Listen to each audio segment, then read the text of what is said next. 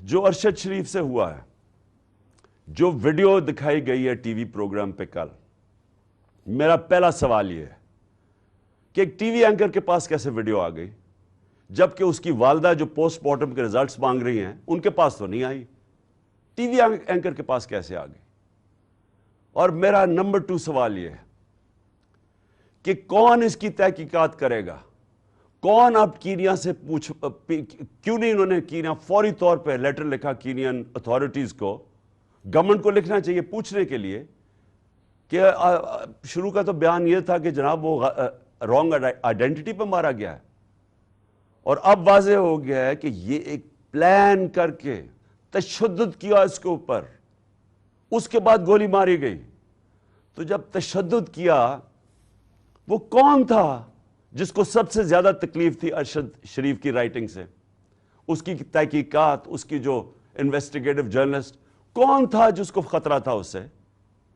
کون تھا جس کو اتنا غصہ تھا کہ پہلے اس کے اوپر تشدد کرو پھر اس کو قتل کرو؟ یہ چیف جسٹس صاحب، یہ صرف سپریم کورٹ کر سکتا ہے۔ ہمیں کوئی اعتماد نہیں ہے اب، انویسٹیگیٹو ایجنسیز ان قاتلوں کے، ان چوروں کے، مجرموں کے ہاتھ میں ہیں، اور یہ جو آرمی آفیسر ہے اس کے اوپر کس کو اب اعتماد ہے؟ مجھے پتہ ہے انہوں نے کور اپ کیسے کیا، مجھے پتہ ہے کہ آتے ساتھ ہی پنجاب پولیس کو کس نے کنٹرول کر لیا۔ گورنمنٹ ہماری ہے، ہم ہیں پنجاب کے اندر، ہماری حکومت ہے، وہ پولیس کہیں اور سے کنٹرول ہو رہی ہے، اور اب پولیس سے میں ایف آئی آر نہیں رکوا سکتا۔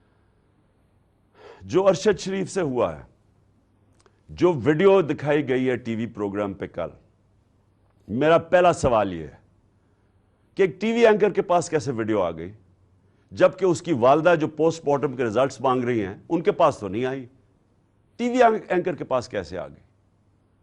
اور میرا نمبر 2 سوال یہ ہے کہ کون اس کی تحقیقات کرے گا؟ کون اب کینیا سے کیوں نہیں انہوں نے کینیا فوری طور پہ لیٹر لکھا کینین اتھارٹیز کو، گورنمنٹ کو لکھنا چاہیے پوچھنے کے لیے کہ شروع کا تو بیان یہ تھا کہ جناب وہ رانگ آئیڈینٹی پہ مارا گیا ہے، اور اب واضح ہو گیا ہے کہ یہ ایک پلان کر کے تشدد کیا اس کے اوپر، اس کے بعد گولی ماری گئی۔